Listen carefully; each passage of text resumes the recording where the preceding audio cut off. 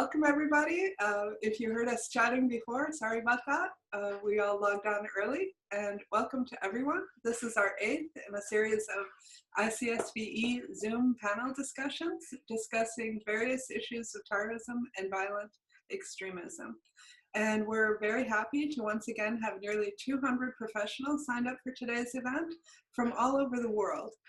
Both from the United States and European countries, as well as countries as far away as Portugal, Nigeria, India, Kazakhstan, Tunisia, Myanmar, Ethiopia, and many other countries that I don't want to list to take the time, but we welcome you all. It's really cool to have this global village every once in a while and to greet you all, to see you. And it's wonderful to see many friends and colleagues among you. Welcome. In our last event, we had Jesse Morton, who used to run Revolution Muslim as an extremist, but who is now fighting violent extremism via his organization, Parallel Networks. If you missed that event or any of our 7 previous Zoom events, you can still watch the recordings, which are posted on our ICSVE website under events. And we're putting a lot of these things into chat. So if you open your chat, you'll see the links to those. And we always capture the chat after or during our events, and we send that out to everyone in the every participant. So don't feel like you have to cut and paste. You will get a copy of it. And you should be aware of that what you put in chat will also be sent to everyone after the event. Likewise, you can always view our now 201 short counter-narrative videos that feature ISIS and Al-Shabaab insiders denouncing their terrorist groups. Those can be found on our ICSVE YouTube channel, and we're posting links to those as well. Today, we're very happy to have Peta Lowe and Shane Healy from Australia.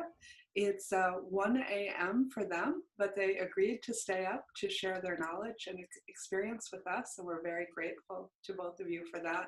So just try to pretend you're on our time and stay awake, please. And they're going to discuss their prevention and intervention work with juveniles, including assessments, preparing for repatriations, and carrying out rehabilitative work. We are also busy planning our next event. Sorry, we took a short break there at the end of August, beginning of September, but we're busy getting back on our every 2-week schedule. And we're also glad to hear from many of you about what you'd like to learn about and discuss in coming weeks, because we view this as an interactive village of sorts. And so we welcome suggestions from you on topics and speakers. And we hope to hear from many of you in the last half hour when we open it to question and answers. And you can put questions in the comments and live stream comments as we go along. We did 3 events back have some inappropriate comments, and we have now learned how to kick people out. So if you, here's your warning, if you insult someone's religion or are insulting on religion, race, or ethnicity, we will boot you out and not welcome you back to future conferences. So please keep it cool between us. We are a global village, and we have a diversity of experiences, points of views, religions, and we can learn from and enrich each other with mutual respect. As I said earlier, we will capture the chat, and we try to briefly answer any questions that are posed there that aren't answered in the event, and we mail them to everyone later in the day, as well as post them on the website with a recording of this event. And we will open the mic in the last half hour. I'd like to today, before we begin, to thank our ICSVE team. Today we have Zach and Molly both logged on. Zach Bador, who makes our videos, and Molly, who runs our Facebook and Instagram and writes a lot for us and does everything, basically. And I'd like to thank our sponsors, the US State Department, their European Union, UN Women, Facebook, private donors, and the state of Qatar. These are sponsors past and present.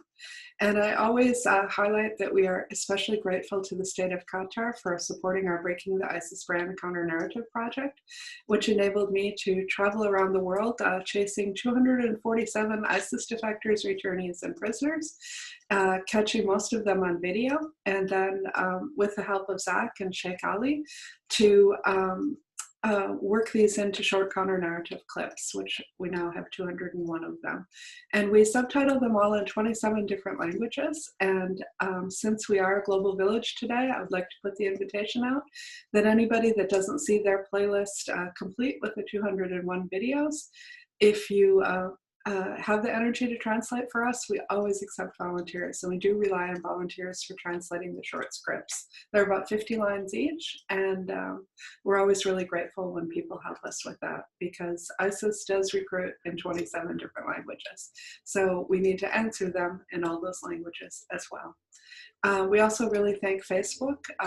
Molly has been running our Facebook campaigns and Instagram campaigns, finding out what works to send these counter narratives out to reach vulnerable populations, to get them to actually watch them and to observe their comments. In that light, I'd like to say we have a new report out. It's called Breaking the ISIS Brand Counter Narrative Campaigns in Europe. We put that in a peer-reviewed journal, and we're proud of it. And we also have 2 new articles in which our new research fellow Mona Thacker contributed. And she has been getting into the conversations that ISIS supporters hold. Oh, sorry about that. On Telegram, Facebook, and other platforms. And we've written 2 articles on that that you might like to read. They're both on Homeland Security Today. So to start our presentation, I'd like to say that as a child development specialist, a mother, a grandmother, someone that's talked to adolescents that have been involved in terrorism and seen the children of these terrorists in the camps, I can attest to the fact that children and teenagers think very differently than fully formed adults, and they're sadly much more vulnerable to terrorist recruiting in ways that adults aren't. ISIS is a group that both kidnapped and forced children to take part in heinous crimes, and they also seduced underage youth into their group as fighters. I should also mention here that Molly has worked with juvenile justice and juvenile issues, researching and looking at some of these same issues. So she may have some interesting questions and points of view to add as well. But vulnerable youth need both protection and care to avoid these groups, and they also should be taken back out of the clutches. And this takes a special skill and knowledge of their developmental capacities and their needs to be able to work with these youth. Our guests today have both the compassion and the skills to do just that. So I don't want to take any more time away from their presentation, so I'll briefly introduce them. In our invitation, you received long bios for both of them. Peta especially has a bio that goes on, and she should be very proud of all the things in there, but I'm not going to read it because I don't want to cut into her time to talk. But she is the principal consultant with Phronesis Consulting and Training in Australia. She does some very interesting work in that capacity recently, and Jesse Morton also, if he's here. Hi, Jesse, if you've signed on. We're just interviewed by her, and it was a good interview and very interesting, looking at some of the things with PCVE. She's a former director of countering violent extremism for juvenile justice in, is it North South? No, what is New it? South Wales. How does it go? New South Wales. Okay. Yeah, you have NSW here. Department of Justice. Peta is a social worker and a specialist also in security studies, and she has over 15 years experience working with young people who display violent and antisocial offending behaviors. She's worked with individuals, communities, and their families to address these offending behaviors. So she's taking a systems approach, which is very important. And she's consulted with her country quite a bit. I'm not going to go on that. You can read her full bio in the invitation, and we'll also have it posted with the event later. Shane Healy joined the CVE team in June 2018, and he comes from the military intelligence. So he has worked and lived in Afghanistan, Iraq, Kuwait, Jordan, Kurdistan, Saudi Arabia, Syria, and the UAE. So suffices to be said, he's been around and probably in a lot of places where extremism is flourishing. Shane has an extensive background analyzing threat posed by terrorist organizations like the Taliban, Al-Qaeda, and ISIS, and ISIS affiliates. He's been part of several domestic counterterrorism operations, and he has a diploma in government Diploma of Security and Risk Management, and Australian Federal Police Advanced Counterterrorism Investigations Program. So Shane and Peta work together, and they're going to present this together. And I'm just going to open the floor, and if we stall, I'll ask questions. Otherwise, I'm just going to let the two of you speak, because I know you have a lot to say. And towards the end, we'll open it for questions for our audience. So please go ahead. Thank you, Anne. Thanks for having us, and thanks for the introduction. One of the really nice things about being able to kind of present this with Shane is that it really, for me, exemplifies what we tried to do in the CVE team in juvenile justice, which is really take a multi-systemic approach to a problem that can't be solved by one particular group of professionals. So it's nice to be able to present with him and really reflect that in, I hope, the cases that we're going to kind of talk to you about and how we approach them, because from our perspective, there was no one solution to the problem, and we had to really all work together from different perspectives with different understandings just in order to achieve the best outcome. So it's really great to be able to present with Shane, and thanks for having us on. It's lovely to be able to talk about some of the work that we've done. So I thought I might just start, I guess, with a little bit of an introduction about how the CVE team itself in New South Wales Juvenile Justice kind of came about very quickly. Juvenile justice in New South Wales found itself housing quite a number of terrorism offenders, juvenile terrorism offenders. The first came into custody in 2015, and in about 2018, as an organisation, they thought they better get a bit organised about how they managed and responded to what was called an emerging risk, but really was a risk that was present. And so in that capacity, there was a small amount of money given, and I developed a team that was based really on a multi-systemic kind of approach to the issue.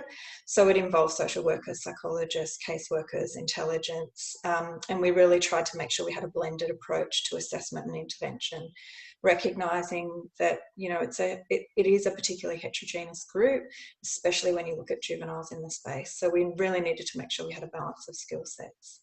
So I think it's important to just put that up front, and that kind of explains a lot of what we're going to talk about in terms of what we did over the years that we were there.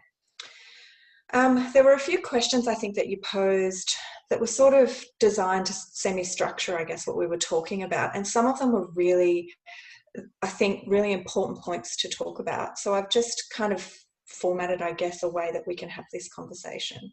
The first thing I think that's really important to talk about is this dilemma of juveniles who are involved in the space, and whether or not they're vulnerable victims or they're rational actors. And that's a debate, I think, that will go on for some time, hopefully so, and a debate that we had within the team quite a lot, because while young people have vulnerabilities, and we definitely have to accept and acknowledge that and do all we can to protect them, they also do make decisions about their behaviour, not often well-informed decisions and without the capacity for real critical thinking and consequential thinking, but they do make decisions about their behaviour. And so there was this real impulse to see them, well, there was this real push to see them as impulsive.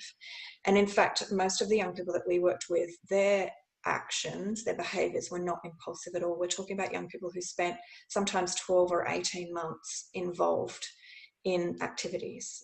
That's not impulsive behaviour by nature, but what it does show is that they really lacked the ability to think about what they were doing, to put it in perspective and to understand the impact and consequences on them, on their families and on their communities.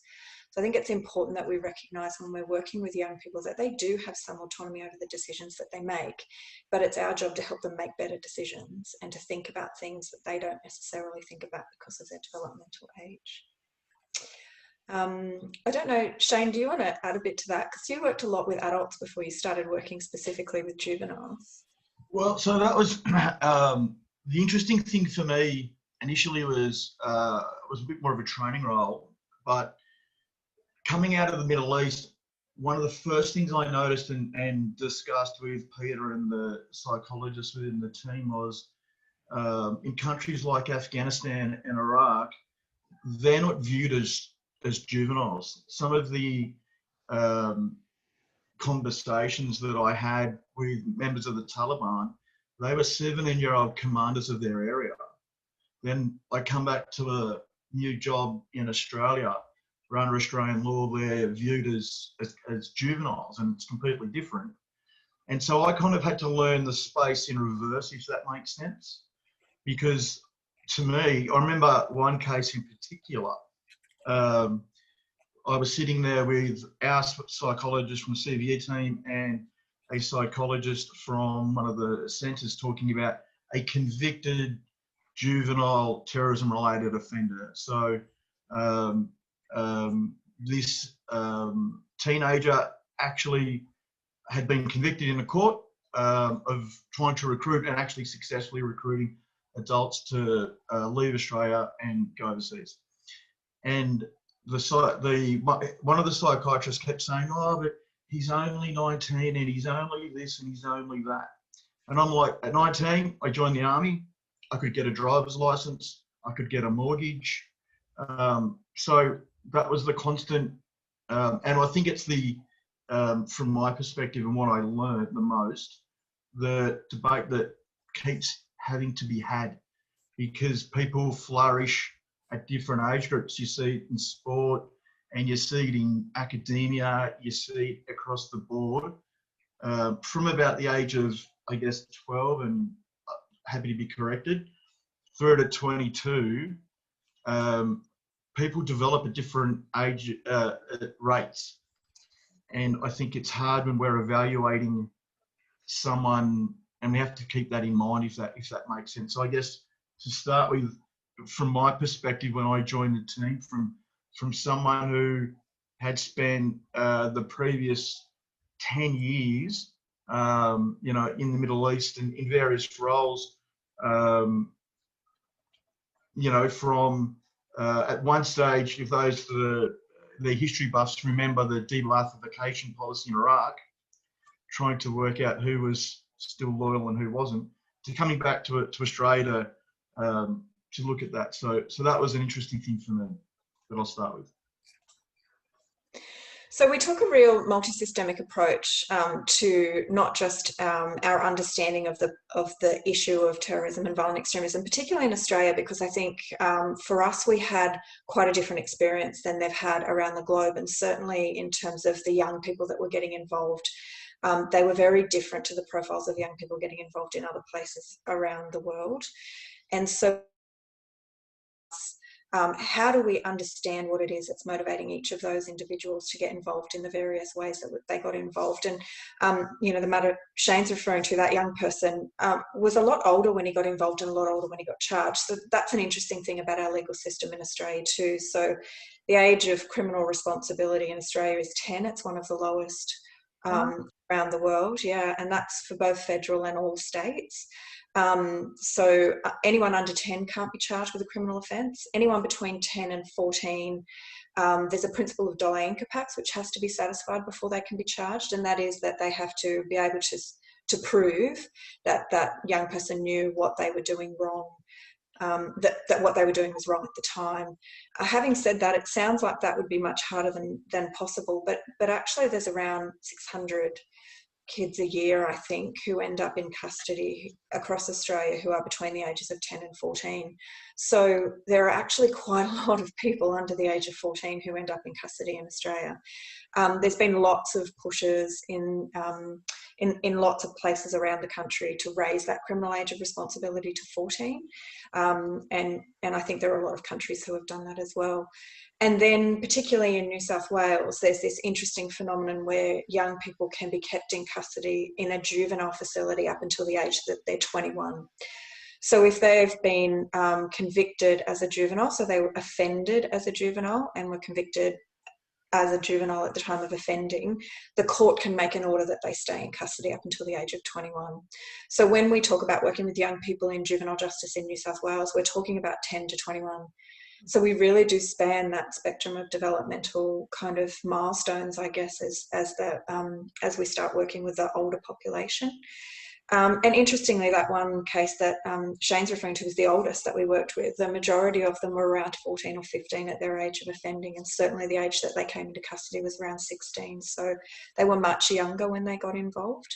And there were a variety of offences as well, everything from recruiting to doing acts in preparation. So a couple of young people were actually interdicted on their way to commit a terrorist act. And then, of course, there's some famous cases in Australia of juveniles like Newman Hayter, who actually was 6 years ago today, I think, that he was shot dead in Melbourne. He was 18 at the time.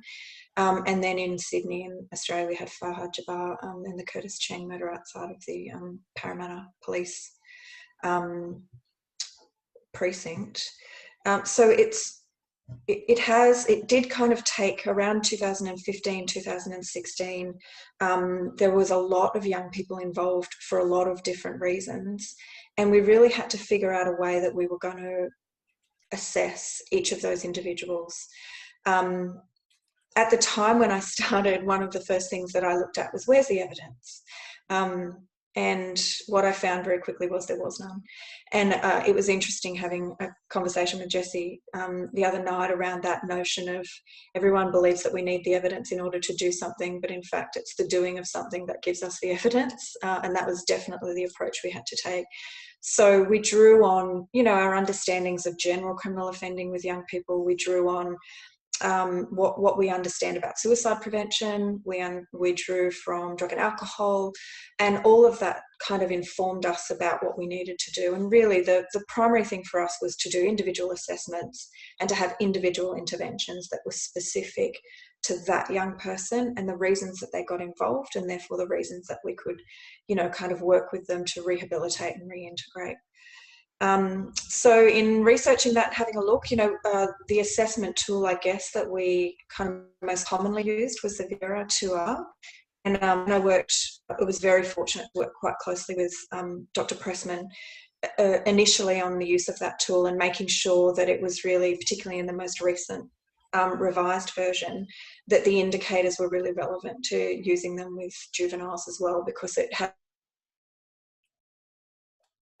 juveniles. So there were some things around diagnostics that we needed to review, because obviously juveniles can't be diagnosed with particular mental health disorders under the age of 18. So there were some things that we definitely worked around. But what I really liked about the tool, and what I continue to enjoy about it, is it allows you to really look at the nuance of individuals and individuals' motivations, but also individual risk factors, and therefore individual needs and intervention plans. So we took a very multidisciplinary approach to the use of that tool, and there was a bunch of people involved in the assessment. So there was always a psychologist, there was always an intel analyst to help us make sure that we were using evidence, not just information, and to make sure that we had different kind of perspectives to understand what it was that was before us in terms of the information or the interviews. And we spent a lot of time talking to young people, and a lot of different people talk to young people in order to really get an understanding of, their motivations and what it was. And interestingly, one of the other kind of topics that comes up when you talk about this is everyone motivated by ideology? And that's, I think, a really interesting question. I am not an ideological expert, particularly not when it comes to the depths of knowledge that I would need to have an ideological conversation with someone. But when it comes to motivation, that's not the only, an adherence to an ideology or a belief is not the only motivator. And certainly in respect to the young people that we worked with, other factors like a sense of belonging, the ability to gain status or an identity out of it, to have that kind of sense of life purpose. Some of those things were real motivators for young people to get involved, and the ideology formed the pathway that they could use to achieve other goals. And so really understanding that is important, because if you're going to take an approach of intervention that focuses on ideology, and ideology isn't the primary motivator for someone's involvement, it's not likely going to be a very successful intervention for disengaging them. So that was very interesting initially, because there was a real belief and push that we were going to have to do a lot of work with religious leaders, with scholars, with addressing an ideology and a belief. And at that time, we were actually only managing Islamist extremist young people in custody. So, I mean, Shane's probably got more information that he can add to our kind of approach to understanding ideology, because he was, responsible for having those conversations with young people to try and understand exactly where they sat in terms of ideological motivation. I want to jump in here before you talk, Shane. It's interesting to me, one of our Zoom conferences, we had an Australian who was a juvenile when he was, not an Australian, an Austrian, sorry, Oliver, who was recruited, and Musa, who de-radicalized him, is present with us today. But one of the things that Oliver said was that he could have gone to either group. He could have gone to the far right, or he could have gone to ISIS, but he needed all those things you just listed, belonging. I mean, he maybe couldn't articulate it as well as you could, but that it wasn't ideological, but it became ideological. So is that pretty much what you're saying you saw as a pattern across these cases?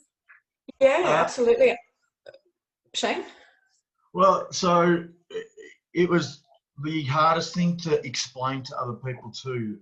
One of the things that made it a little bit easier was, and this sounds, I guess, bad in a way, because it was the Manchester bombings, is they found books in the terrorist house, Islam for Dummies.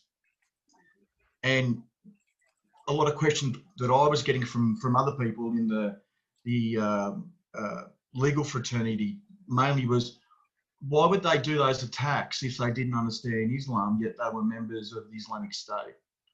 And that's what we kept trying to say. Was that the motivation for joining? Motivation is the key. And as Peter said, especially with juveniles, one of the first juvenile offenders that we worked with was more about showing off, and he read stuff on the news and then would say that in a class to try to get a laugh, and people were taking him seriously. So again, once you started to break that down and understand, then the other side of the house is the case that Peter spoke to with the two young offenders who were literally stopped before they walked around the corner to conduct a terrorist attack with bayonets. And that was a pretty famous case in Australia because it was a family affair. The stepfather was a very well-known Islamic State recruiter. The mother was very well-known. She refused to sit in court. So every time she went into a court for any matter, and then she would walk out, with a Tawheed signal, and really getting into that. It was all about, he's an extremist, and it turned out he just wanted his mum's love.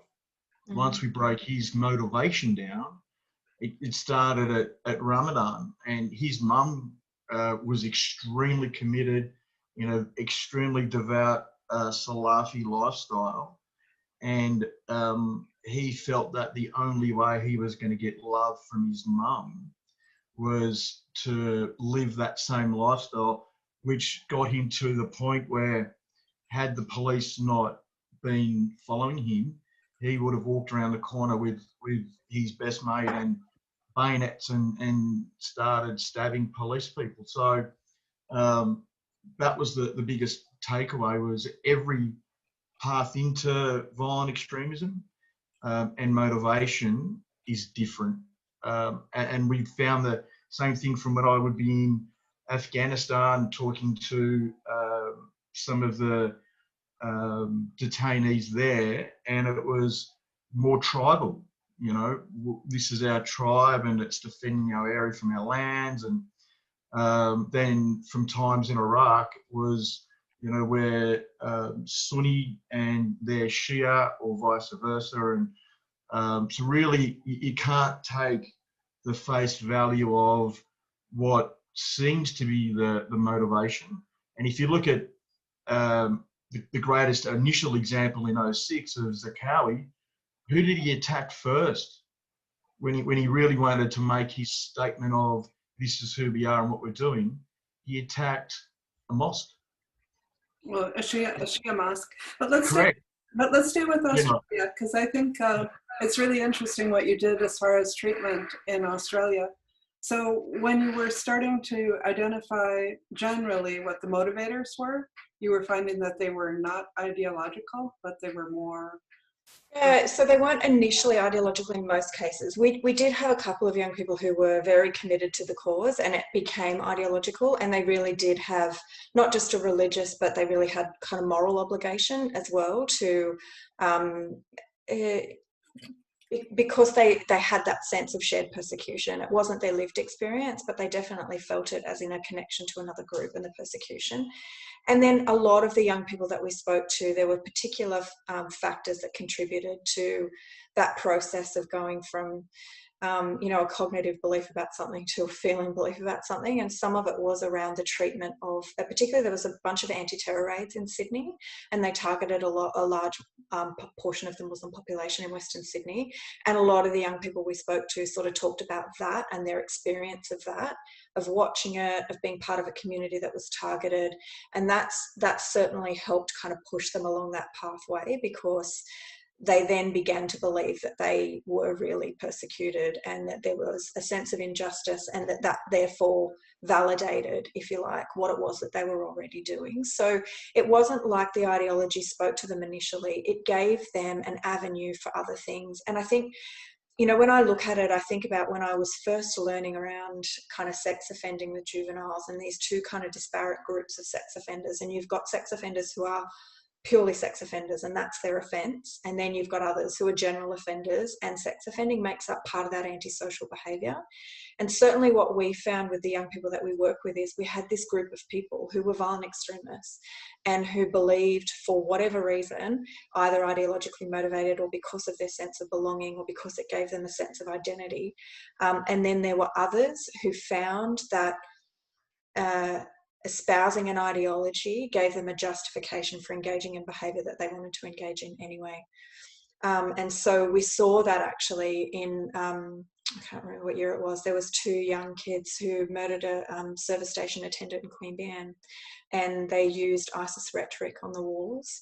And that was really, they were general offenders. Those kids had been offending for a very long time, had long histories of both violent and aggressive offences, and lots of compounding complex issues. But what they found was an avenue to kind of justify, if you like, behaviour that they already wanted to engage in. So you kind of have to look at those groups a little bit separately in terms of how do you address that, and certainly how do you intervene in that. But if we look at the group of terrorism offenders that we worked with, there weren't even similarities in that group, and not even with co-offenders. So we worked with a couple of co-offenders who were very different in terms of their pathways in and in terms of their intervention needs in order to support them to get out. And as Shane was saying, one of those young people who ideologically was very strong, his actual motivator was he wanted love and care from his mother. And if he didn't espouse the same beliefs that she did, she actively rejected him. And so it took a very long time to unpack that, because ideologically he presented as though that was his main driver. But he'd learnt over the years that he actually needed to do that. He needed to prove that he believed it, or his mum rejected him. That's a really kind of important distinction to make about whether he believes what he believes or whether he believes he should believe what he believes. And for him, it was a really important point for him to recognise that he actually has a choice about all of that. And yes, it might mean that he chooses that he has to, to some extent put boundaries around himself with his relationship with his mum. But he is actively experiencing the consequences of doing the other. And he's in custody for a very long time. And he's now labelled a terrorism offender and all of the things that come with that. So it's two questions on that. One is, when you're talking about this kid, did his mom just want him to be Salafi, or did she want him to be violent? And then my other question is, when you referenced the kids that got angry about the police raids or the security raids, whoever was raiding, I'm wondering if in talking to them, did you get any sense of how it could have been done differently or better? because there are times when police do have to raid. I mean, you know, if there's the possibility of an imminent attack and they do nothing. So I'm curious on those two things, if you don't mind. Yeah, I'll jump first in quickly. You can. So Western Sydney in the context of 2012 to 2014 is obviously the enclave for a lot of the Islamic community in Sydney, to the point where they were doing strict dawah at lunchtime at some of the high schools. And I don't mean one or two kids listening to a guy talk. I'm talking 30 or 40 kids on the Oval at a lunchtime. And then the law changed. We had where the Australian Federal Police, if they thought you were going to the Middle East to join the Islamic State, they would actually stop you and take you off the plane. So there was the debate: are we keeping the problem within Australia, or are we letting it go? But getting back to the disenfranchisement with the police raids, there was certainly some that were very warranted, but they never followed it up with any social work, and that was what we found. Is it's a holistic approach, because if they made a mistake, they never went back and said we're sorry, or there was no community engagement. It had the ability for the local agitators to really push that draconian narrative. They hate us, they're against us, you saw what they've just done, rather than they did try the soft approach a few times, and because the laws hadn't changed yet, some of the first Australian teenagers and young adolescents that went to the caliphate came home and spoke about it and actually weren't arrested. And so you had that narrative initially, then the laws changed. And so I'll let Peter speak to how that affected the youth from there. But that was the context of what was going on in Western Sydney at that time. Was the street dawah was one of the things that it was hard to believe that you would have 50 or 60 kids, teenagers, or 14, 15, 16-year-olds on a high school oval at lunch doing Salafi sermons on a daily basis. Okay, but wait a minute. I want to make sure that we're not picking on Salafis, because most of us from Western nations would agree on freedom of religion. So is this a kid preaching? No, I agree. And that was my comment I was going to finish with. Yeah. When I got to speak to the young offender whose mum, and I said to him, what would you say if I said I've got no issue with you being an extremist? And he just looked at me, and after about 2 minutes, I said to him, what would you say if I said I've got no issue with you being the most devout Muslim that's ever been on earth? And he goes, I think you're setting me up. And I said, why is that? And I had another Muslim in the room with me, and he said, I think you're setting me up. And I said, why is that? And he said, because no one's ever said that to me before. And I said, but no one's ever lived over there. I said, I've met some of the most beautiful people on earth in the Middle East, and they just live their life. So I've got no issue with you living that lifestyle. You just can't be violent. And I'll go back to the question that you asked before about the young person and his mother. She absolutely wanted him to be violent. And there's quite a famous picture of him protesting with signs. He was about 10 in a park, and it's, behead the non-believer. So she was actively, and when we talk about those kinds of, so they were the connection for the recruiters. That those street dawahs were not just about practicing the religion, they were connection for the recruiters. And when we started to unpick all of those young people that we talked about, even though sort of no one had ever kind of said there was connections, there was absolutely connections between those young people. They'd spoken to the same people, they'd been preached at by the same people, they'd been connected together as individuals at different protests, that no one had ever put those pictures together. So, and I know that one of the questions is, do people self-radicalise? And I guess in our experience, none of them did. They had someone either in their real life or in their online life kind of helping them. They definitely wanted to understand more and they sought out information themselves, but they didn't move themselves along that pathway, if that makes sense. And I think the second question that you asked, Anne, around how could that have been done differently, I agree with what Shane said. There was never any follow-up.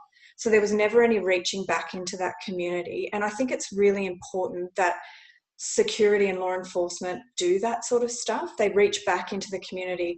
And there is no issue with explaining this was something we had to do to keep people safe.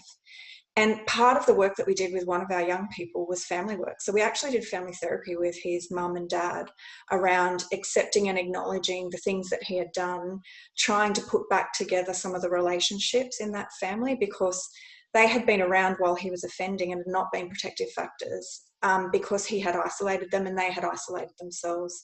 So part of the work was putting that all back together. It's very difficult to do, and you have to put the effort into building the trust and the relationships with the peoples and the communities that you're working with. But in my experience, there hasn't been a community, a family, a parent that I haven't been able to engage with on some level to say that we can help, because most of the time all they want is something better for their child and they don't know how to get it, or the community just wants something better for the community and they don't know how to get it. We definitely had resistance, particularly reaching into some of the communities to say, can you help us? But that trust comes from actually just putting your money where your mouth is. If I reached out to a community and I said, these are the things that we're going to do, and I'm going to be honest with you about how we do that, and we're going to keep working with you and talking to you, it might take 2 or 3 visits. It might take them to see us actually deliver with a young person that we're actually following up and doing what we said we were going to do.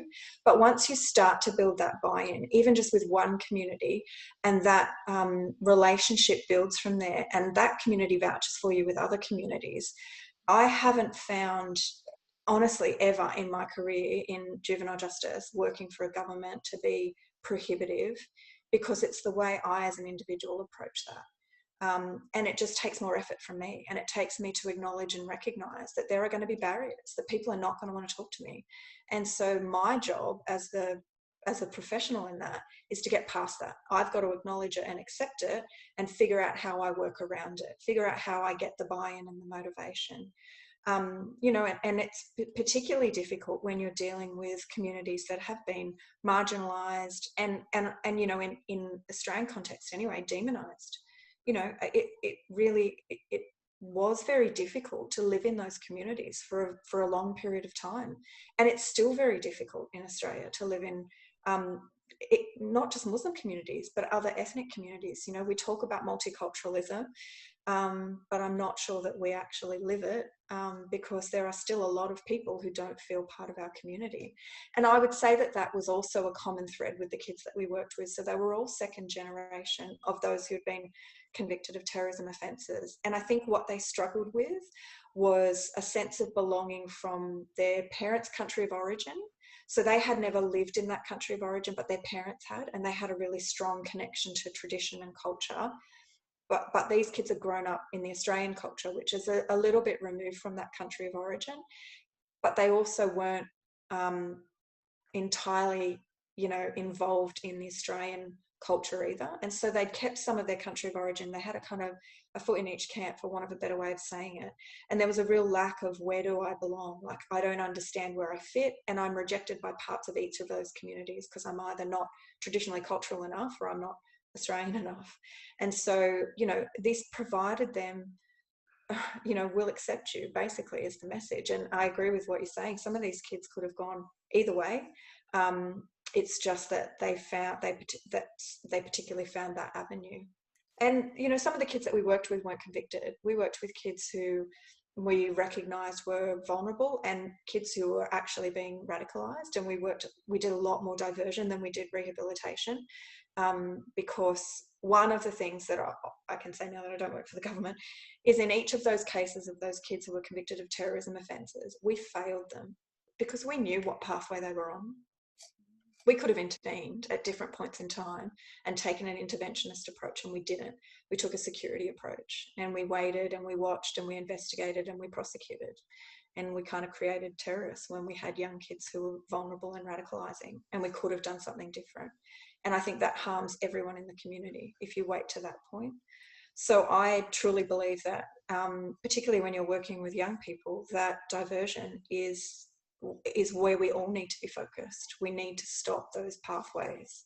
Can you comment on when that would happen? What are the signals, and where would you recommend that you step in on those signals, and how? Because I'm listening to a beautiful blonde, blue-eyed, I think, your eyes look blue, and imagining your skills that you can go into these communities and somehow in 2 or 3 sessions deliver something or something about yourself that hooks them, that they believe you, that you're for their good. But I'm wondering, when you're getting signals, what are the signals that you believe should have been acted on quicker, and how would you act on those signals? Because all of us in all the countries that are listening today have that same problem of when and how should you intervene? Yeah, and I think it's a really good question. You know, and I've argued a lot with myself and with lots of other people about this, because I have to challenge myself on it constantly. But I actually think that I don't understand why we don't do more prevention work. So I don't understand why we're not having more conversations with kids about this space, about understanding what it is and breaking down some of the myths and the barriers. And I do kind of liken it to the early suicide prevention work, you know, which happened around having those conversations and raising these issues and flagging the risk with kids. And really, you know, we ran a pilot program in one of our centres for kids where we basically worked on how would you notice if one of your friends was getting involved in, and it was right-wing extremism at the time that we were particularly focused on, how would you notice if one of your kids, so kind of making them aware of the space and understand that themselves, because they're going to notice changes in their friends before anyone else does. But I think of the multitude of people who are involved in young people's lives, so everywhere from school to, you know, youth workers to football coaches, you know, the number of people who can notice those changes early on.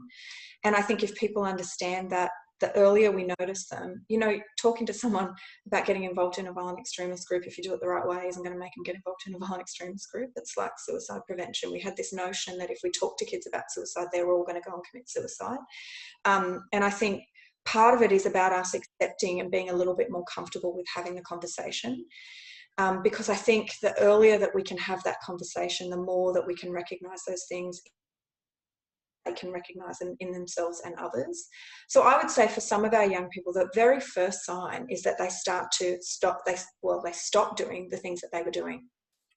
So they stop being involved. And this is the difficulty with adolescents, because they are changing, they are developing identities, they are starting to figure out where they fit in the world, and they may one day decide they've played football their entire life, they, you know, under 13s now, and they've decided they don't want to play football anymore. It may be totally normal adolescent behaviour, but that's a point for us to have a conversation.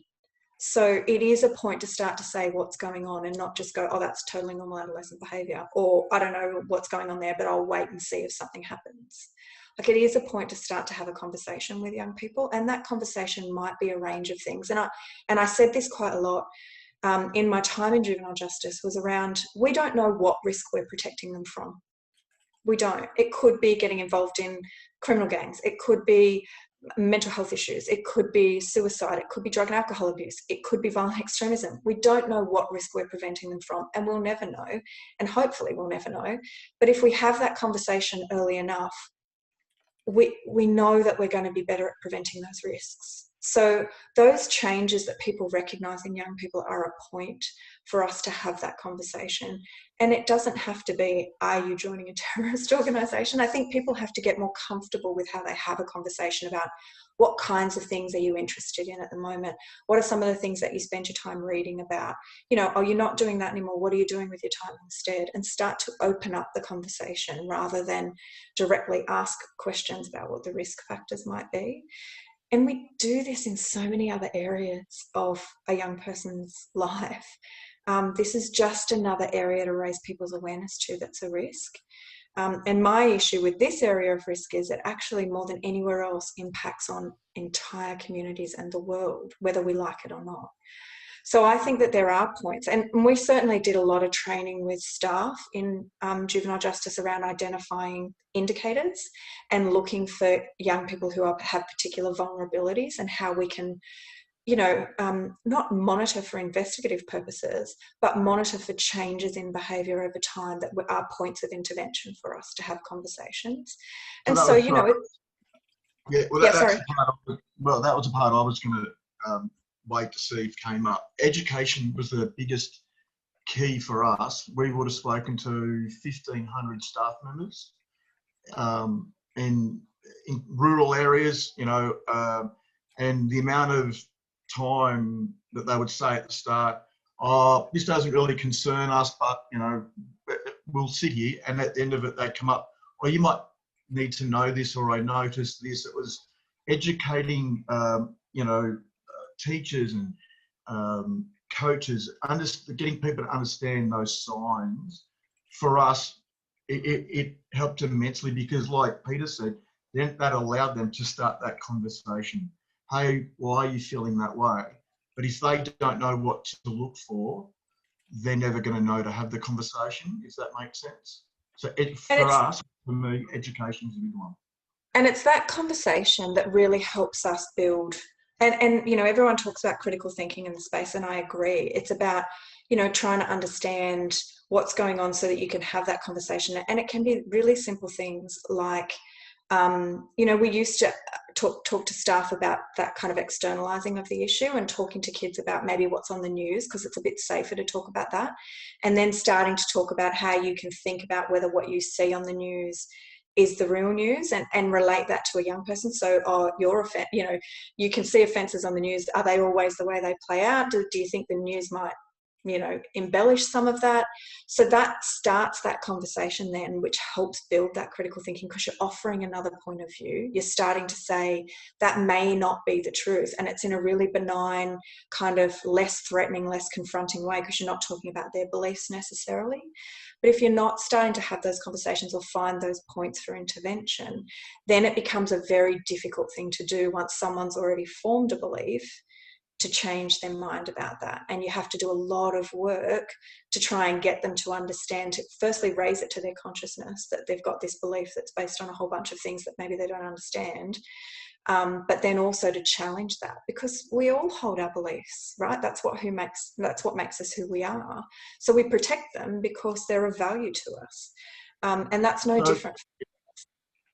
So like Peter said, one of the biggest things that I found, and part of my role, was that first conversation with the juvenile, was they would be the lead story in the news that night. When one of our terrorism-related offenders was in court, all the kids during dinner would see that, and so they would see the elevation of status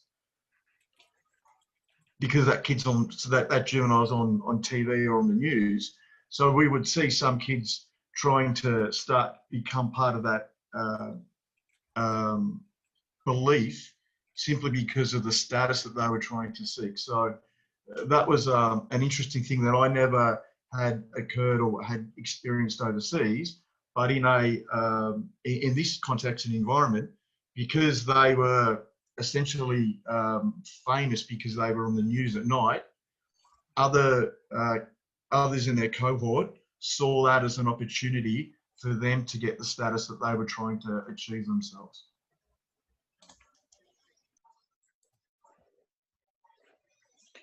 Yeah, I think that's a good point. Yeah, so I lost my train of But thought. I want to raise a case to you that there's someone who works in the Aarhus model in Denmark. His name is Mohammed, and Mohammed, as a kid, was like the kids that Shane was talking about. He came back from doing Hajj, and he was very proud, and he dressed in his Islamic clothes, and he started spouting off some things that sounded extremist in school. But really underlying it was a sense of identity. Like, I just went to Hajj and I'm very proud of my Muslim identity. But his teachers and the other classmates got really concerned. The principal called the police. His house got raided. I think they took his computer.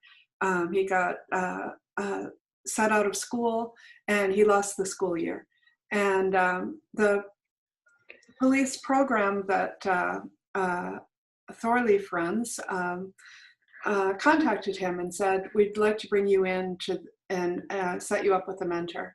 And Thorleif got cussed out at least 6-7 times by, you ruined my life, by this securitized response to, I was being a kid, and not interested at all. But Thorleif's, I think, a lot like you, Peta, got that resilience and has a loving approach. So he just kept going after this kid. And finally the kid said, okay, I'll meet the mentor. Well, he is now a mentor himself. So his life got totally turned around. But I'm wondering, because this is a question like FBI asks me all the time, and people that are watching kids on the internet, and so much is happening on the internet now, that they say, how do I know when I should do something? And it's really hard to know. And I understand what you're saying about these conversations, but that's a very resource intensive thing to. So my answer to that would be immediately. Because that's when the sooner you can have that conversation, the quicker you can understand the motivation. For one of our clients was in a little country town, and he just had this amazing inquisitive mind. He wanted, and he'd been looking up some Columbine school shootings and stuff, for example. And to most people that was threatening, but he just goes, I found it interesting that this bloke felt this way, and it was just his thought process. But the sooner you can have that conversation, actually say, well, this is where his thought process is, and you can do that intervention. Let's get him in this program or in that program.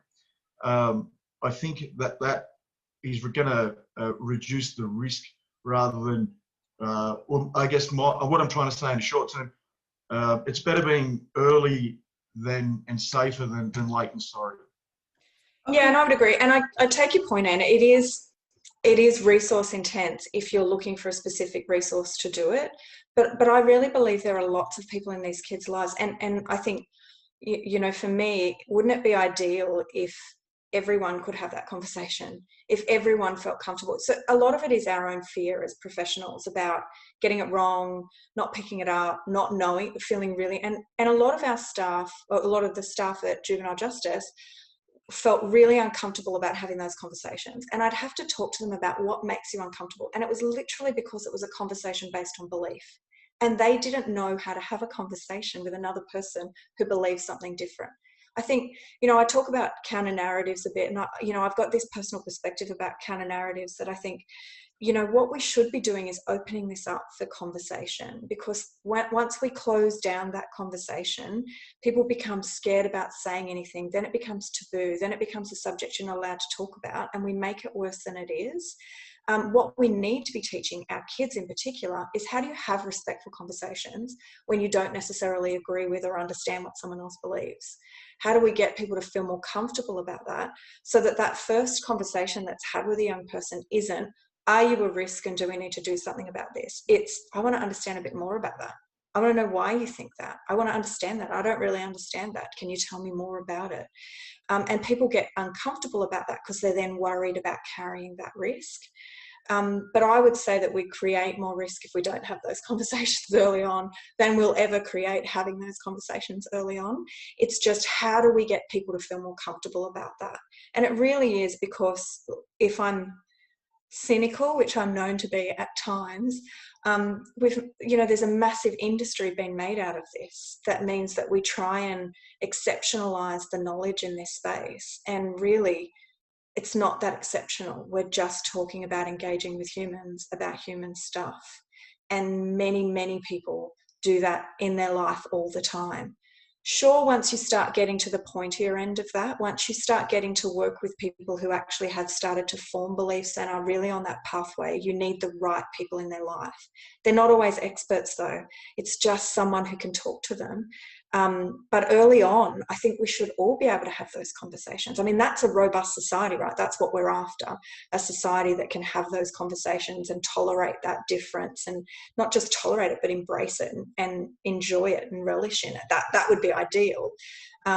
It would also make us all a whole lot safer if we approached interactions with everyone that way. So I think that there's varying degrees of where we need to exceptionalize this space. And obviously right at the end where there's threat, that's exceptional, and we need exceptional people to deal with that. But way before that, where we're talking about even pre-risk, I think it's a conversation that many more people need to be involved in, and then it's not so resource intense. You know, I do understand the issues around intelligence and police and the work that they have to do trying to find needles in haystacks.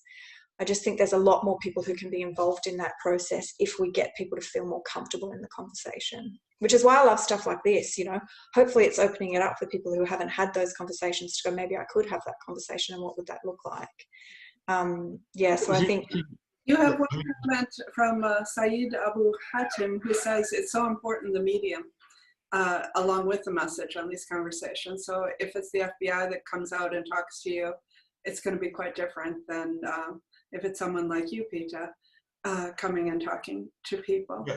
So that's an excellent point, and I'm lucky enough to have been on both sides of that. I started in the obviously military counterintelligence, counterterrorism space, and then got into the CVE space, and am the greatest advocate of, if we get to counterterrorism, we failed because we've allowed that person to get there, which is why I'm a big advocate of education and having the conversation as early as possible, because unfortunately, and you know, I had the job of overseas of the terrorists. So if we can stop that, I think we need to get, and that's why I'm a massive advocate of the narrative. Let's have that conversation. Let's educate teachers. Let's educate anyone who, you know, online courses. What can I learn? Because the more people we have, as Peter keeps saying, having those conversations, the less counterterrorism that is involved, and I think that's a win across the board. I'm just noticing Emmanuel's conversation, like his comment about avoiding two fundamental aspects of the debate: the attraction of the ideology, which I absolutely agree with, and the extraordinary efficiency of the methodologies. And I agree with that as well. I mean, you know, Islamic State was particularly good at reaching their target audience, and what a great target audience to reach. Because as far as juveniles go, you know, you're working with young people who it doesn't take long for them to form a belief, and it doesn't take long for them to act on that belief. So, you know, you are working with a really good population if you want people to move really quickly and do what you want them to do. And it's not hard. I agree with that. And I think right now what we're experiencing in Australia is that exact same attraction to the ideology of right-wing extremism. You know, and it's the same thing. It's the kind of, what's it offering?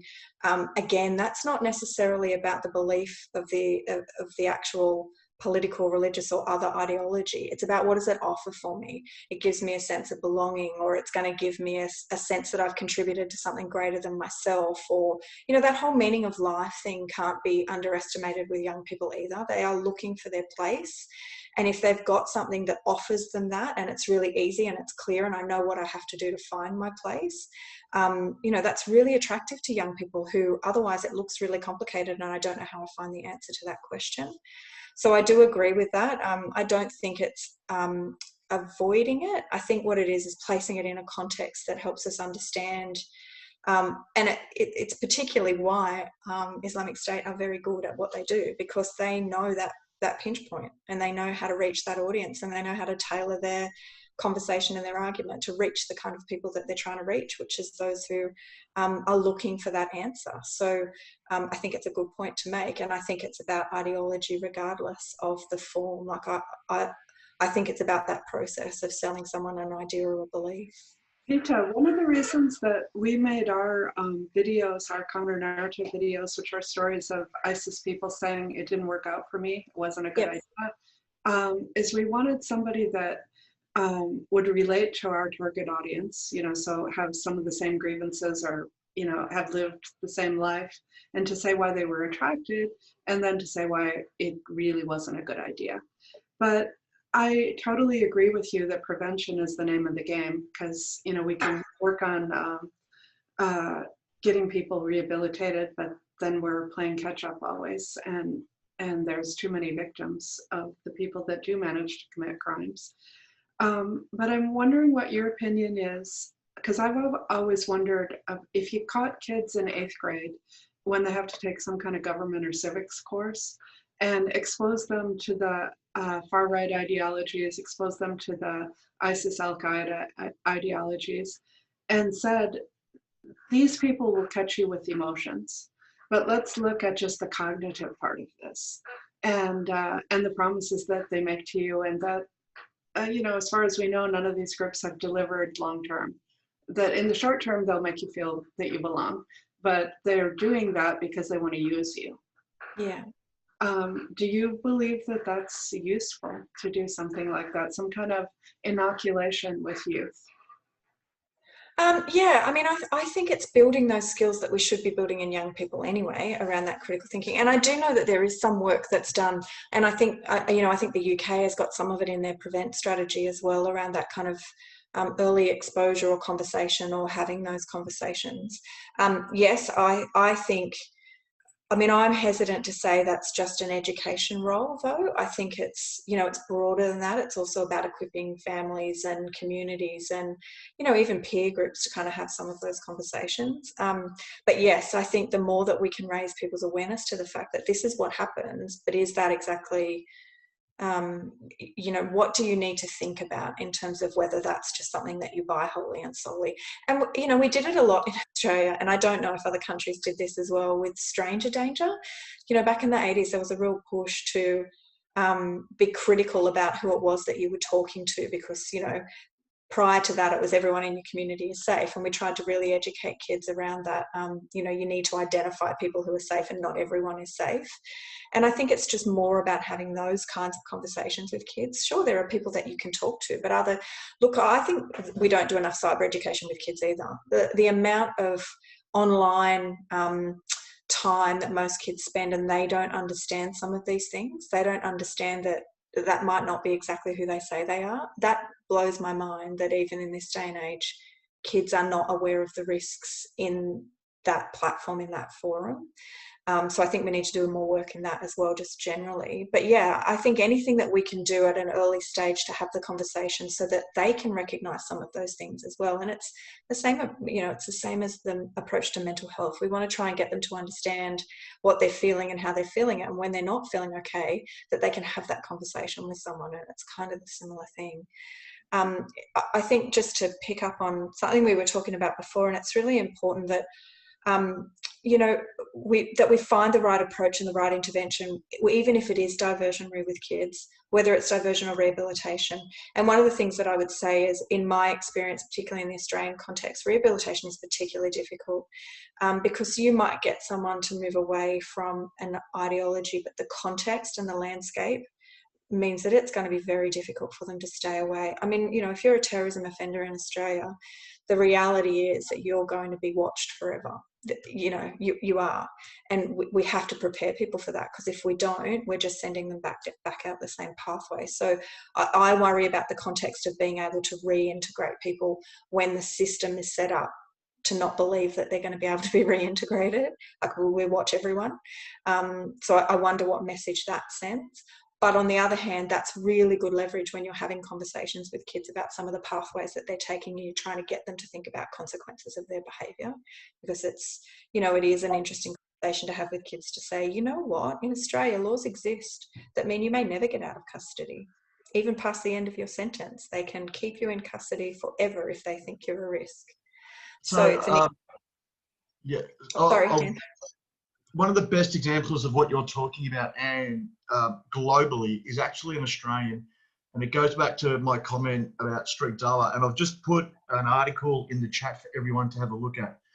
So Muhammad al-Barrial was one of the most vocal supporters of the Islamic State in Sydney. He was a bodybuilder, he was a bouncer, he would walk around the high schools with a megaphone, talking about how good the caliphate is, and eventually he went over there. And then he realised exactly what happens in the caliphate and during the Battle of Mosul, and they played at a court case in Sydney a part of the transcript of the conversation that he was having with a recruiter in Sydney who recruited probably about 20 guys from Sydney to Australia to go into the Islamic State. And he's crying. He goes, "This is crap. I don't know why anyone would want to come here. I saw my boss get killed yesterday. I'm living in the dirt. This is not what I was promised." And so from one aspect, he was the poster child for recruitment and the movement within Sydney.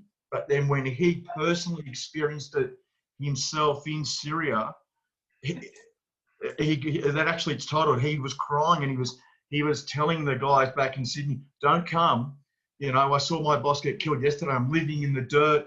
This is, I want to come home. Help." So it's actually the greatest case, and I, like a lot of people in the space, research a lot, but it's still one of the best ones that I've found, of the one guy within a 12-month period when he's actually had to live that life, almost put his money where his mouth is. And you can, and because it's open source, everyone has, you can use it, and we used it a lot with some of the kids. Listen to what he's saying when he actually got to see reality, compared to the vision and the recruitment tools and the narrative that he was spruiking 6 months before, and he was getting other people to go and do what, when he went and did it, he absolutely hated it. So I think that was for me, and it worked when I would sit down with some of these juvenile offenders and say, this is the reality. As someone who's lived in these countries and experienced it, it's not a Hollywood film. This is what it's like. And this story that I just put in the chat, you read what he says, and you look at his background and the photos that they use in the article, and then you read at the end. And he died in a drone strike. So it is a great example of, and a real life example of what reality is. And it's turned, I can't tell you the amount of young kids in Western Sydney that one story turned around instantaneously when they saw that the effect of what was, they were being sold to actually what was happening. I think that's what you were talking about in your counter-narrative work, wasn't it? It's finding that point of disillusionment and then playing it back to people who are buying one side of a story. Yeah, which is... And this is a perfect example, because he was the guy that was spruiking it. It wasn't like someone else experienced it, and as you'll see in the article, he was the one who was saying it, then he lived it, and it completely, it was his voice that was saying, I'm living in the dirt, I'm like this. And it's for us and for the work that, and the ones we really had a lot of success with, this was the article and the case that really made them stop and think, because he was the one who was going to the high schools. He was the one, everyone knew him. You mentioned his name in that Western Sydney area, everyone knew who this guy was. And then here he is, which is why the police released it to all the media, and they said, play it as much as possible. It's the greatest piece of counter-narrative work, because it was the guy, it was the guy. And it goes really to what you're trying to talk and achieve, Anne, as a great case study. Thank you, Shane. And that's why we would love to see our counter narratives get played in schools with for prevention purposes. The time is going so fast, so I want to open it to a few people.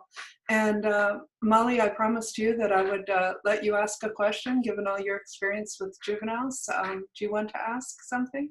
Yes, thank you very much. Yeah, so something that I noticed, so my undergraduate research was in just kind of general youthful offenders. And what I noticed is that so much relies on public perception of the offenders themselves, unfortunately. Even, today, like this very day, we have people calling the 17-year-old Caucasian shooter in Wisconsin a boy, a child, and there's this adultification that happens of children of color, especially Black boys, who are viewed as adults who statistically people just guess that they're older.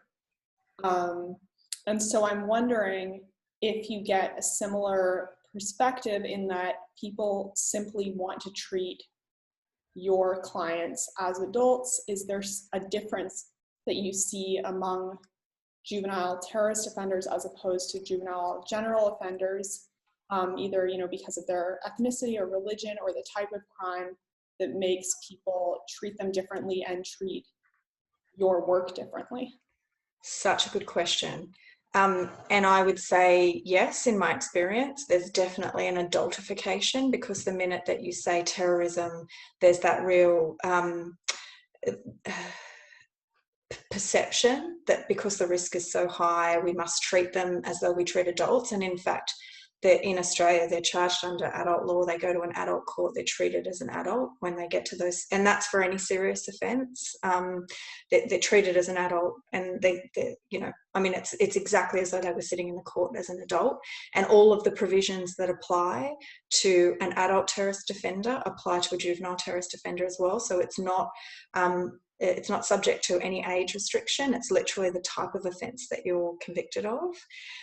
What I see on the other side of that, though, is that there's almost these polar opposite communities. They're kids, they were just sucked in, they didn't know what they were doing, to note they're adults, they're hardened, they're never going to change their mind, we should throw away the key.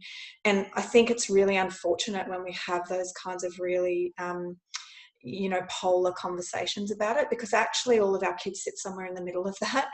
And some of them made very conscious and rational for their developmental age, I'll say that, rational decisions about their behaviour over extended periods of time. And others were more kind of influenced by it because of their developmental stages. It probably is much more diverse than what we view our normal offenders, like our general juvenile offenders as. And we tend to, even our legislation refers to them as young people. So we tend to be a little bit more, and I think that's more in recognition of their ability to change and rehabilitate, whereas we're not there with terrorism offenders really anywhere. There's still a massive debate about, does rehabilitation work? Can you actually rehabilitate? What does that look like? And I think when, particularly young people, when they go into something knowing that everyone believes they're not going to change, what hope is there for them? What incentive at all is there for you to try and change when everyone is basically saying you can't, you won't? So yeah, there is definitely an adultification in the way we treat them, the security services, the legal system, but then there is sort of a push, and I don't think it's helpful either to underestimate risk. I think we have to be honest about what that risk is, and we have to be honest with that young person. Otherwise, how can we address it? It's no good saying to them, oh, you were just young and impulsive, don't worry about it, you'll grow out of it. Because we're not being helpful to them unless we actually address what those issues are. How did you get involved? Why did you get involved? What were you thinking? What weren't you thinking? Unless we can break that down and really say, and, we have to say to kids who would say, I just won't go on the internet when I get out. And I know Shane had long conversations with a young person saying, is that actually plausible? Because everything happens on the internet. You bank on the internet. You book your doctor's appointment. Is it plausible that you can just say, I won't go on the internet? Why are you so worried about going on the internet? We need to break that down and understand that risk, because just saying I'm not going to do it is not it's not really addressing what those factors are. So I think we need to sit somewhere in the middle. We absolutely have to recognise developmentally where they are, and that plays an impact on their vulnerability and on their decision making and on their ability to think things through. But we absolutely can't just say they were kids and they just got involved and they'll grow out of it either, because we're not doing them any favours and we're not actually helping them kind of move past what got them into that position in the first place. So it's interesting that you say that about, you know, the different cultural types as well. And I think that's definitely at play. You know, we've had a couple of cases of young people involved in right-wing extremist kind of activity. We've had none convicted as yet of terrorism offences for right-wing, although we've had adults. But there's a very different perception of that and what they're doing than there is when we've had young people convicted of Islamist extremist offences. So they definitely are viewed as much more serious, much more adult, much more committed than the right-wing kids who are just playing around. You know, they're just mucking around, they're just doing what kids do and getting involved in things, and, you know, that's what they do. So there is also that disparity depending on what their beliefs are.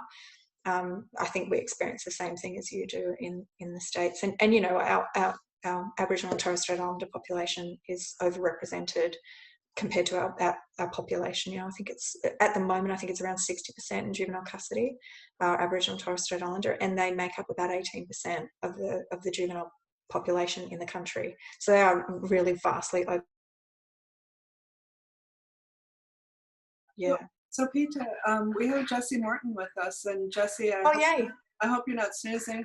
I just wonder if you have anything to say about this, because you've been on both sides of the internet debate, and how quickly kids get radicalized and how powerful radicalizers can be. Are you with us, Jessie, or are you on the phone with somebody else?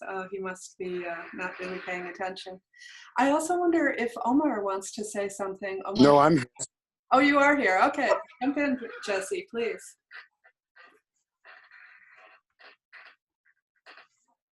We're waiting for you, Jessie.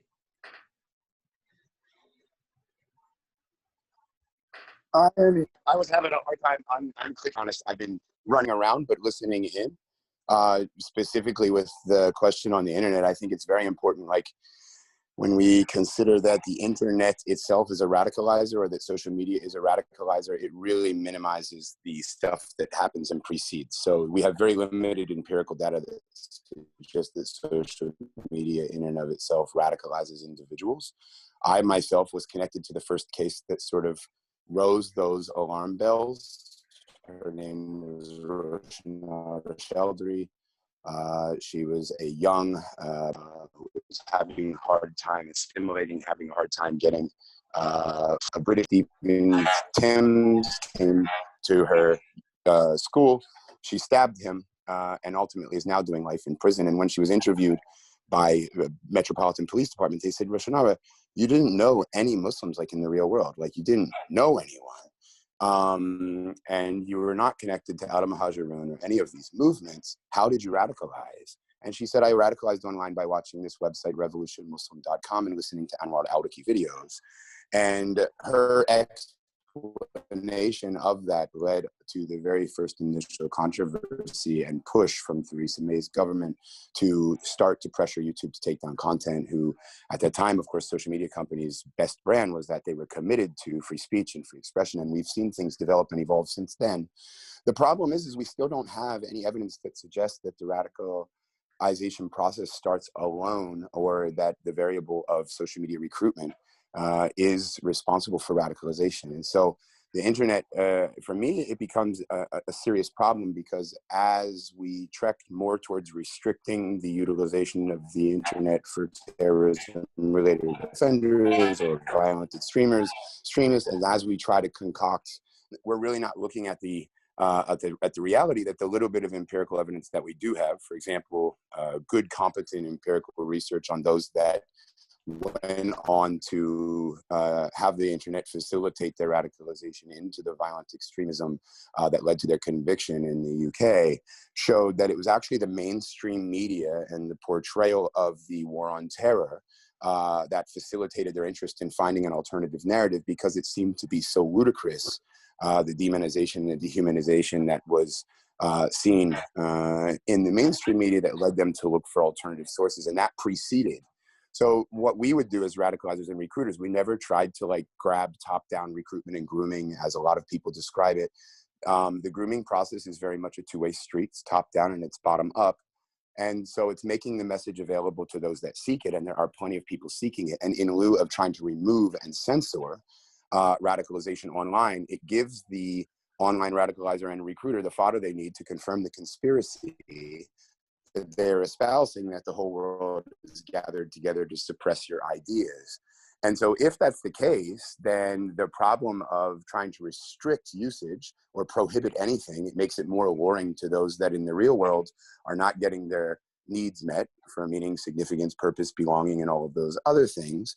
And so it really can be countereffectual and counterproductive, like a lot of the things that we're doing. So with regard to that conversation, I think it taps into a broader element of the discussion here today, which is like, we want evidence-based practices, but we don't have enough practice to get us the significant amount of evidence that we need to actually consider it something that's valid to build programming around. So with regard to that, the only reason I would mention that, in tapping into the vein of the discussion about the role the internet plays and why we might prohibit it and how complicated that matters, I'll just end by saying, experientially, when I came home from prison in the United States as a convicted terrorist offender and one of the first to integrate, I wasn't allowed to have a smartphone, and I wasn't really still working with the FBI as an informant.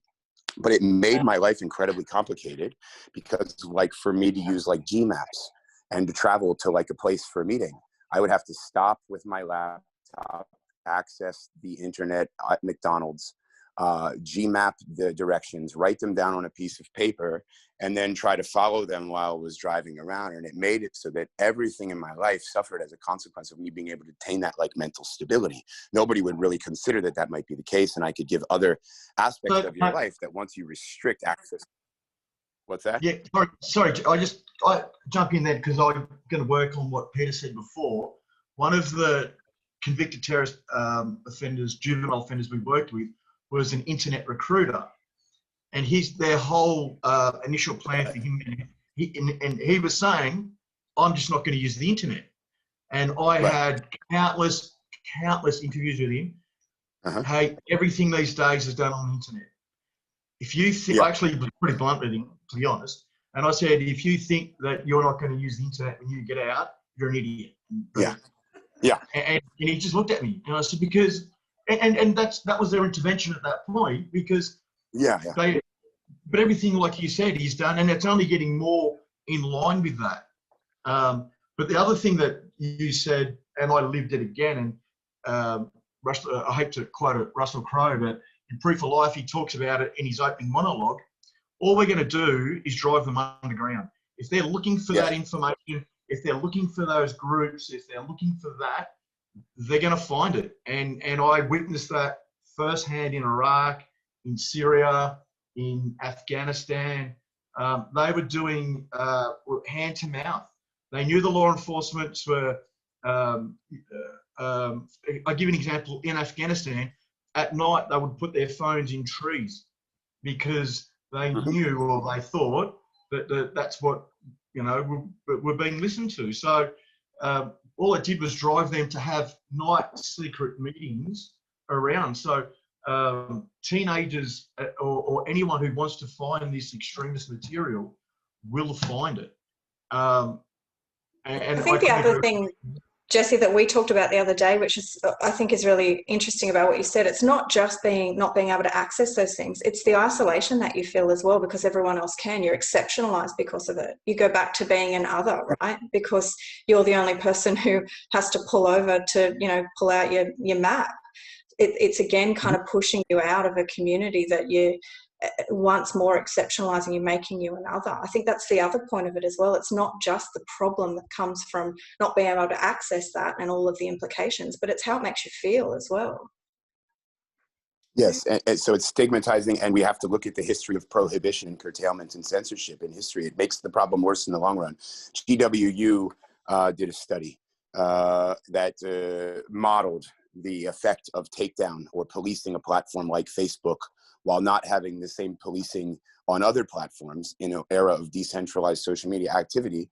And they found that under 4 models that they tested, hate speech and what they called global dark pools of extremism would migrate to different platforms, that they'd still be able to adjust and retain a presence and go back into Facebook, recruit, pull them to other platforms, and that eventually, as a consequence of doing that, censoring, and then the strategy in response of the extremists, in the long run, they got more hate online, and they got a growth in the platforms that would be less prone to censor. And so it also would basically galvanize the recruiter with the narrative that we are in fact under attack, and ultimately shape-shift the realm of social media activity and the presence between the mainstream platforms that have the resources and are under pressure to remove, but not thinking about the downstream effects of that, whereas they're just pushed to other platforms who will welcome the audience. The only model that actually worked to curtail hate speech, in the model that they tested in the GWU study, was a model that was based upon using holistic approaches to not removing the content, letting the content sit, and having a community or a civil society organizational approach to go in and to combat that narrative and to allow it to sort of use interventions and counter narratives in order to just concentrate on not allowing the ideology to transition an individual who was susceptible into the realm of committing a violent extremist act. And so it is right now. Sorry. Yeah, go ahead. That'll go right on. Can Omar Sharif's been waiting to say something. So can we just let him say something, and then I'm going to let both you, Peta, and Shane make your final comments. But Omar, do you want to speak quickly? Yeah, sure. Hi, Omar from London. I currently, sorry, can you hear me? Yes, I can, and I'm so glad. Yeah, thank you. And currently I'm running a Young Prevent advisory group, because I believe that the young people can be part of the solution. Myself, many years ago, Dan knows that I was a recruiter in Al Muhajirun for 9 years. Looking at different strategies, but looking at now, the recruiters are what they are doing online. They're very smart. They're moving so fast, and sometimes I feel like we're 10 years behind our schedule. They're always changing. They're always evolving. So looking at the counter narrative as well, but now what we're trying to do is try to equip the young people with lots of alternate narrative as well in the prevention side and into the de-radicalization side. Thank you, Anne. Thank you very much. You're welcome. So Shane, I think you were about to speak, and if you both of you want to make some closing comments, but then we have to finish because we try to stay on time each time. Yes. We're so grateful to you, and you have to go to bed. So I guess, first of all, I'll thank everyone. But one thing that, if everyone remembers the Bataclan attacks in France, it was gaming platforms that they were using to recruit and communicate through. So World of Warcraft and these kinds. So I know it's trendy at the moment to pick on Facebook, and I don't have a Facebook account, but it's not the only platform, and that was correct before. They'll find another means, and we see that in the right side very much, where they have an active, they'll check you out before they'll let you into some of their sites. But training is essential. I think from someone who's trained around the globe, in Afghanistan, in Iraq, in Syria, in all these countries, education is the key to the counter narrative to the to what I say is winning the global battle. And I believe it's a global battle because if we don't work together, they'll find our gaps. They'll find our weak points.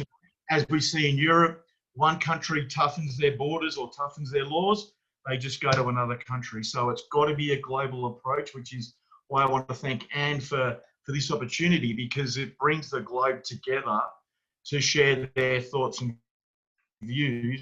Because if we don't, the other side are, and they'll stay that step ahead. So I'll just leave it at that, and thank you. Thank you. Peter, do you have more you'd like to say? I'm sure you could. Oh, speak yeah, up. yeah, absolutely. No, I just want to, again, thank you. I think it's great to have the conversation. I mean, I'm always trying to push this in the youth space, that we need to kind of have these conversations earlier on in people's lives. And you know, all of the adult offenders were once kids. And I think if we can get involved earlier on, then maybe, you know, maybe, just maybe, we stop many more adults ending up where they do end up. And that's got to be better for everyone. And I just pick up on what Omar said. I 100% agree. You know, I wrote a piece for ASPI last year in their counterterrorism yearbook, and one of the things I said was, we have to get kids involved in this process.